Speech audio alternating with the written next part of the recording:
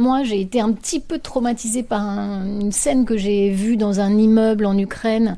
Un monsieur qui était allongé dans son lit, il était mort et il avait pris un éclat de fenêtre dans le cou. Il est mort comme ça parce que sa fenêtre a explosé. Le missile est tombé loin de chez lui, mais voilà. Et donc du coup, et cette scène-là est restée très très gravée dans mon esprit. Quand il y a un bombardement, moi j'aime être dans un endroit où il n'y a pas de fenêtre. Et souvent, il n'y a pas de fenêtre dans les salles de bain. Elle sillonne la planète parfois au péril de sa vie pour faire cette passion qui l'anime. Grand reporter. Notre métier n'est pas de faire plaisir, non plus de faire du tort, il est de porter la plume dans la plaie. Cette citation d'Albert Londres, notre invitée du jour, la met en application depuis plus de 35 ans. Elle, c'est Maryse Burgot, et nous la retrouvons à France Télévisions, où elle nous attend. Merci de m'accueillir sur votre pause déjeuner du midi. Avec plaisir. Juste après, je retourne en montage, parce que je suis en montage d'un sujet sur le Charles de Gaulle. Je vous emmène. J'ai mon petit badge. Ah, vous avez votre badge. Maryse Burgot publie son premier roman. Ça s'appelle « Loin de chez moi ». Là, moi, j'ai eu ce sentiment parfois. Je me suis parfois dit, tu es né là et tu vas rester là. Et non pas que je n'aime pas l'endroit d'où je viens. Je l'aime, mais moi, je voulais partir. Je l'aimais tellement que je voulais partir. Je voulais découvrir le monde. Rien ne prédestinait cette fille d'agriculteur breton, élevée à l'égard des livres, à devenir la grande reporter que les téléspectateurs de France 2 connaissent. En direct de Washington, Maryse Burgot, bonsoir. Avec sa voix singulière et ses traits familiers. Bonsoir, alors pour l'instant la police ne confirme pas l'identité de la personne arrêtée, mais selon plusieurs médias dont CNN... Livrez-vous, épisode 5, avec Maryse Burgot. C'est parti. Moi, mes bureaux, enfin moi j'ai pas, c'est un open space en fait. J'ai un bureau quand même, mais tous les journalistes moi j'appartiens au service enquête et reportage. C'est le service qui fait des infos gênées, informations générales, faits sociaux. Maryse, il n'y avait pas de livre chez vous dans la ferme que tenaient vos parents à Bazouges-la-Pérouse en Ille-et-Vilaine, mais il y avait Ouest France sur la table qui était lu religieusement. C'est ce journal qui va un peu changer les choses pour vous ? Oui, je crois, oui, parce que il n'y avait rien d'autre à lire que Ouest France. Et j'ai vu mes parents le lire tous les jours, toutes les pages. Et bon, je me suis mise à le lire aussi.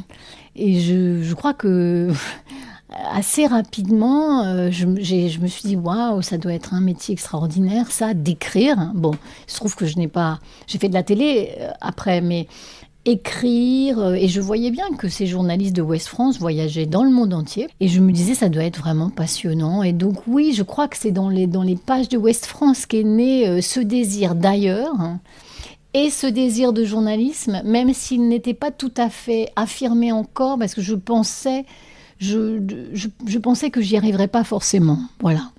Vous racontez dans vos années étudiantes, justement dans votre livre, ces moments de doute qui vous ont envahi quand vous deviez jongler vos études littéraires à Rennes et vous étiez en même temps pionne à Saint-Brieuc dans un lycée professionnel. Si vous étiez née avec une cuillère d'argent dans la bouche, Maryse Burgot, est-ce que vous pensez que vous auriez eu la même niaque ? Franchement, je pense que non. C'est mon enfance, c'est ma force et ma faiblesse. C'est une force d'avoir vu ses parents travailler très dur pour gagner assez peu d'argent. Donc les choses ne m'ont pas été données à aucun moment. J'ai dû aller les chercher. Mais tout ça, je crois que j'étais quand même bien armée parce que mes parents sont extrêmement bienveillants et ne m'ont jamais dit que j'étais quelqu'un de nul, par exemple. Ils ont cru. Quand j'ai dit non, mais moi en fait je vais être journaliste, ils m'ont pas dit non, mais ça va pas. Donc il y a quelque chose qu'ils m'ont donné qui est très précieux, qui est quand même une forme de confiance, même si je douterai toujours. Et je sais que je doute à cause de mon enfance sans livre, mon sentiment de ne jamais assez savoir, de ne pas être assez cultivée. Je ne veux pas décrire une enfance dure, je n'ai pas du tout eu une enfance dure, mais j'ai eu une enfance sans livre, sans théâtre, sans cinéma, sans l'apport de la culture. Et ça crée une forme de béance que vous allez passer toute votre vie après à combler. Et on ne réussit jamais vraiment à la combler. Ça, je suis sûre. Ça fait que vous êtes quelqu'un qui doute. Et finalement, je me demande si je préfère pas les gens qui doutent que les gens pétris de certitude. Enfin, c'est même sûr. Au début, à l'école de journalisme, on vous a dit oh là là, avec cette voix, vous n'y arriverez jamais. C'est pas la peine. Est-ce que vous trouvez pas ça dur, finalement, en y repensant? Est-ce qu'on dirait un truc comme ça à un homme? Sans doute pas. Sans doute pas. Non, c'est vrai. On m'a dit ça. On m'a dit à l'école de journalisme, avec cette voix, ça va pas être possible, la télé ni la radio. Et quand je suis arrivée ici à France 2, il y a une rédactrice en chef, dont je tairai le nom, qui m'a dit, ça n'est pas possible cette voix, hein. C'est vraiment pas possible. Et je me souviens de la dureté de cela. C'est comme si on me disait, t'as vu ton nez, quoi. T'as vu ta bouche. C'est un truc un peu... c'était très physique, en fait. Et je me souviens d'avoir été très, très, très triste avec ça. Mais moi, j'ai la niaque, c'est sûr. Et donc, je me suis pas laissée faire. Mais j'ai galéré avec ça. Et au final, je l'ai imposé, ma voix. Et finalement, c'est devenu, d'une certaine manière, ma marque de fabrique, ma voix. Donc, comme quoi, si vous avez quelqu'un qui vous dit « Ah non, mais toi, tu peux pas faire ça », dites-vous « Ah, tiens, c'est peut-être le signe qu'il faut que je le fasse, en fait. » Dans votre livre, Maryse, vous racontez votre première grande expérience du grand reportage quand vous couvrez l'épidémie de peste en Inde en 1994. Tout le monde fuit et vous, avec votre GRI, avec votre monteur de son, vous allez dans le sens inverse, alors que tous les habitants vous disent de ne pas y aller. C'est à ce moment-là que vous attrapez le virus de l'info? Oui, je crois. Je me suis dit, c'était tellement puissant ce que l'on vivait, à la fois dur pour la population et pour nous. Je me suis dit, si tu travailles bien dans ces conditions, si tu réussis à faire ton métier de reporter, c'est que tu es vraiment câblé pour ça, hein, et que tu vas y arriver. Et en fait, c'était tellement puissant que je me suis dit, si ma vie, ça ressemble à ça, mais ça va être un roman, ma vie. Et oui, ça a ressemblé un peu à ça, c'est-à-dire des voyages parfois inattendus, dans des endroits extrêmement beaux parfois, ou extrêmement difficiles, ou des pays en guerre. Et oui, c'est né en Inde, tout ça. C'est né en Inde, c'est sûr. Justement, en Inde, vous faites un reportage sur les tueurs de rats, et à aucun moment vous avez peur, vous, d'attraper cette maladie? Non, du tout. Non. Alors on est bien des années avant le Covid, vous voyez, et je me souviens qu'on n'avait même pas de masque, enfin on avait à peine des masques. Non, j'étais tellement emportée par l'envie de faire très bien ces reportages. Et puis vous découvrez l'Inde, c'est un monde qui est tellement éloigné du nôtre. Et puis les tueurs de rats, les tueurs de rats partent la nuit, ils sont avec un bâton, ils tuent les rats avec un bâton, ils ramassent le rat avec leurs orteils, ils le mettent dans un sac à dos en toile de jute. C'est juste... c'est le Moyen-Âge, en fait. Et donc, j'avais l'impression de vivre quelque chose de totalement extraordinaire. Je vous ai amené symboliquement quelque chose, parce que... le chocolat, parce qu'il y a quand même un beau passage dans votre livre, un beau moment avec Gilles Jacquier. Ouais. Quand vous êtes au Kosovo, ce chocolat-là qu'il vous tend, alors que ça fait des jours et des jours que vous marchez, vous avez faim, et là, le chocolat de votre... GRI. Oui, Gilles Jacquier, qui est aujourd'hui décédé, qui est mort en Syrie alors qu'il travaillait, qui était un GRI, journaliste reporter d'image, caméraman extraordinaire, grand sportif, et c'est pour ça c'est pour ça qu'il avait cette habitude de toujours avoir un petit truc à manger dans son sac à dos. Et donc nous, c'est vrai qu'on n'avait pas mangé depuis longtemps, et ça arrive assez rarement en tournage, vraiment un peu dans la galère, en même temps que les civils que l'on suivait, c'est-à-dire qu'on avait froid, faim, comme eux, quoi. Et on n'avait rien à manger, comme eux. Et ça n'arrive pas souvent, parce que souvent, nous, les journalistes, il y a toujours un endroit où on va nous recevoir, où on va nous faire à manger, etc. Là, vraiment, c'était un peu dur. Et à un moment, on s'est assis sur la neige, et on était épuisés, et il a sorti, et il a dit, moi j'ai un petit morceau de chocolat, et il a sorti de son sac à dos ce morceau de chocolat. Toute ma vie, je me souviendrai combien ce morceau était bon. C'était du chocolat noir, comme celui que vous m'avez apporté là. Je vous remercie beaucoup. C'est une très délicate attention et qui m'émeut beaucoup parce que vraiment, c'est un moment très fort pour moi Et donc, on avait partagé. C'était pas une tablette comme ça, hein, c'était un petit bout de chocolat et on avait partagé. On était 3. Mais je me souviens très bien que ça m'avait boosté pour le reste de la mission, quoi. Je suis repartie, on s'est relevé et on a fini la mission. On a fini l'émission. En fait, surtout, il fallait qu'on avait un deadline. En fait, c'est-à-dire qu'il fallait qu'on soit revenu pour telle heure pour pouvoir diffuser pour le 20h du lendemain. Et donc, il fallait pas qu'on soit pris de nuit dans la montagne. Donc, ce chocolat m'avait redonné un coup de boost et il est à jamais lié à cette personne extraordinaire qui était Gilles. Vous avez 36 ans en l'an 2000 quand vous êtes retenu otage par le groupe Abu Sayyaf aux Philippines. Vous avez des mots assez durs envers vous dans votre récit où vous disiez que vous aviez honte de ce qui vous était arrivé. Finalement, pourquoi aujourd'hui ouvrir votre cœur comme ça ?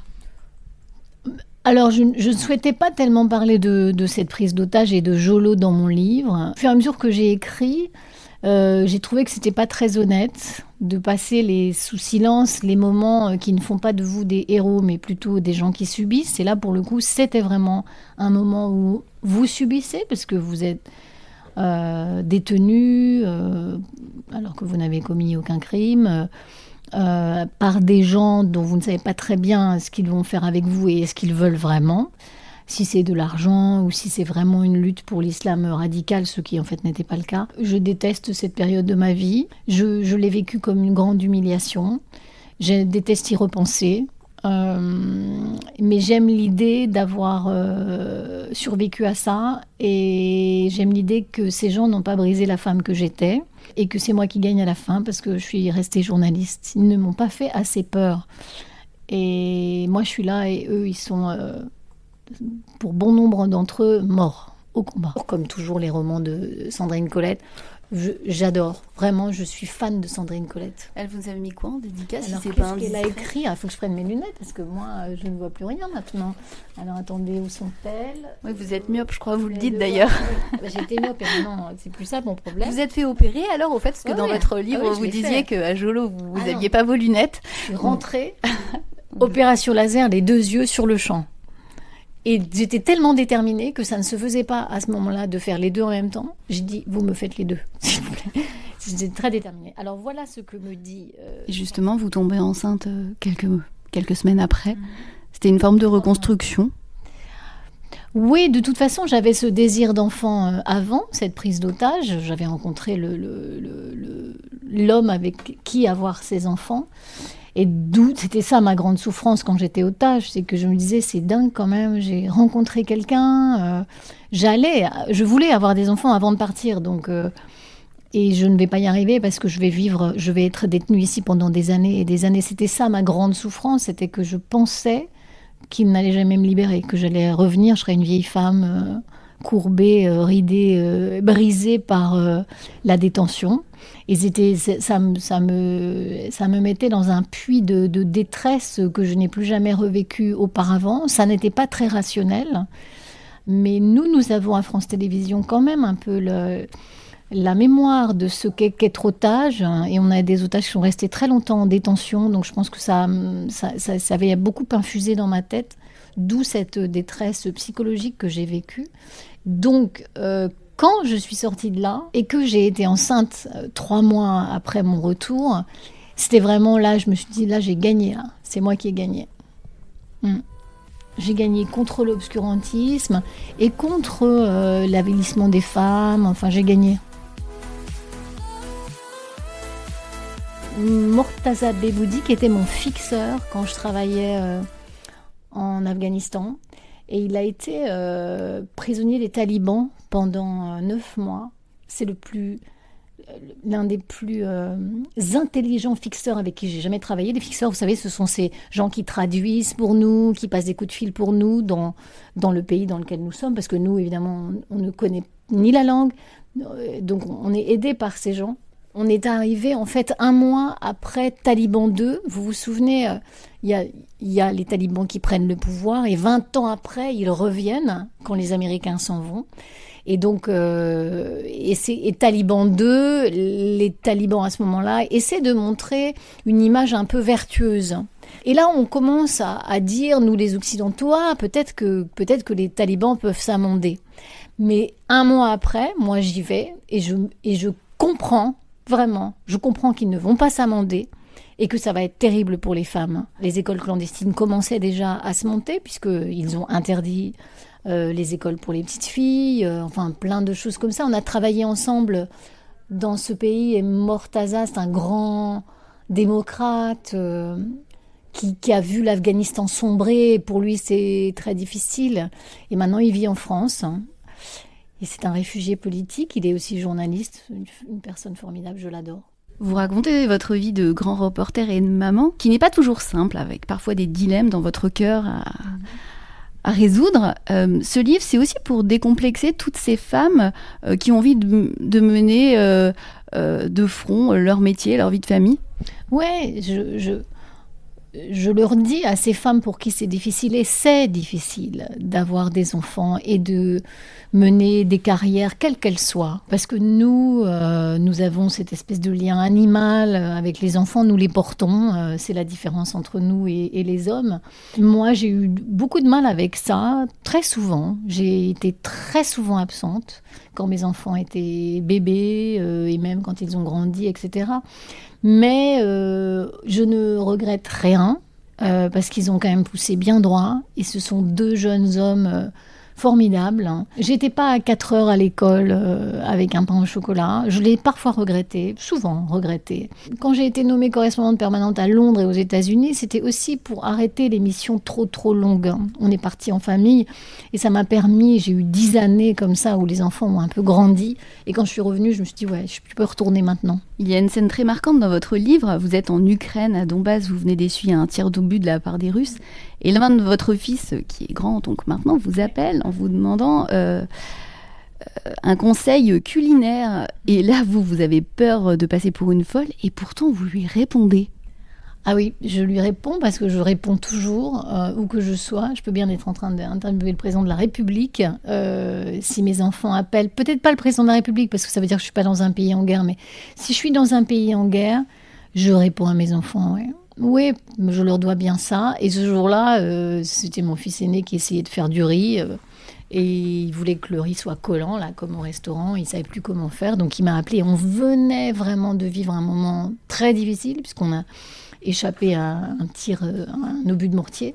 Et on roulait pied au plancher comme des fous sur des routes totalement cabossées. Et le téléphone a sonné, il était dans mon gilet pare-balles, je l'ai pris et il me dit « Maman, tu sais comment on fait le riz déjà ?» À aucun moment, je lui ai dit « Non mais tu plaisantes, tu sais pas ce que je suis en train de vivre là. » Je lui ai pas dit ça, j'étais super calme. Mais au contraire, c'était comme le monde...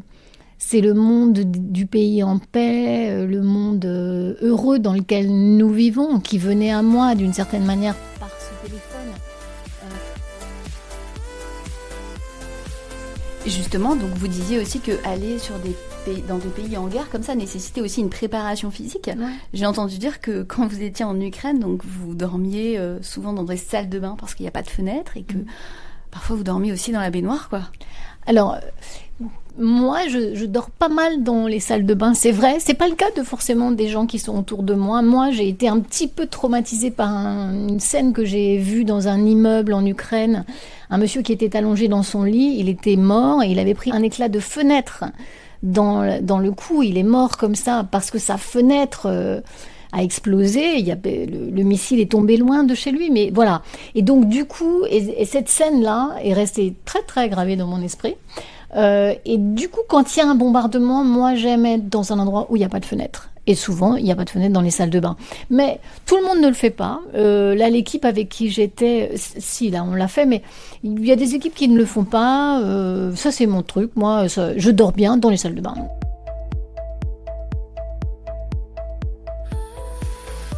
Je vais couvrir les guerres et ces terrains dangereux, mais je ne suis pas du tout une fanatique de la guerre et je suis très concentrée sur le danger.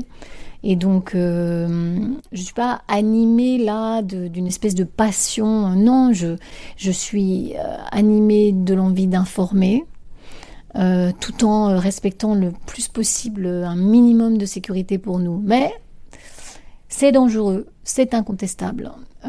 Mais on fait très très attention. Vous n'imaginez pas à quel point on fait attention. On me dit souvent l'adrénaline, tout ça, je ne vois pas ce que c'est que ça. Je ne connais pas. Je ne suis pas du tout dans cet état d'esprit.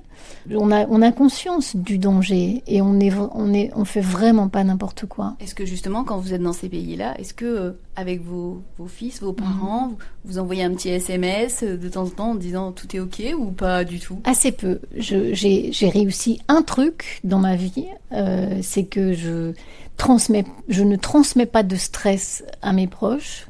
Mes enfants, ils ne m'ont jamais demandé de cesser de faire ce métier.